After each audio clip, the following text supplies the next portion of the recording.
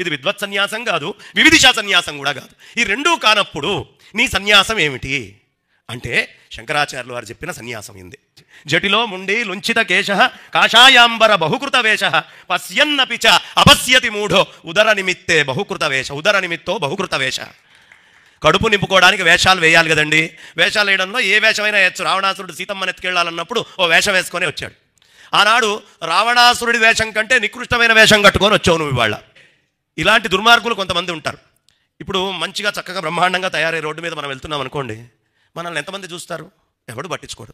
చక్కగా మంచి 4 కూడళ్ల మధ్యలో రోడ్డును ఎత్తుక్కొని 4 కూడళ్ల మధ్యలో నిల్చొని రపారపా చొక్కా దించుకోవాలి. పెద్దగా తలకాయ పైకెత్తి గాడిదలాగా ఒండ్ర పెట్టాలి.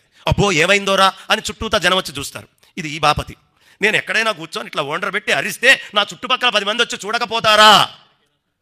ఎందుకంటే ఎలా అయినా నాకు పేరు రావాలి, ఏదో రూపంలో నేను పేరు సంపాదించాలి. ఇప్పుడు శాస్త్రమా? నా వల్ల కాదు.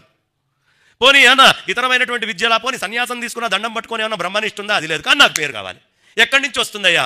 అందరికంటే పెద్దవాడు ఎవడో చూసుకొని వాళ్ళని ఒంకబెట్టామనుకోండి, ఇక వీళ్ళు ఖండించడానికి బడి కూర్చుంటూ ఉంటారు. ఇప్పుడు అన్నిటికంటే పెద్దదాన్ని వాళ్ళు ఏది చెప్పినా సరే ఇది కాదు అంటుంటే చాలు, వాడే సమాధానం చెప్పుకుంటుండాలి అవతలోడు. మందేం పోయింది?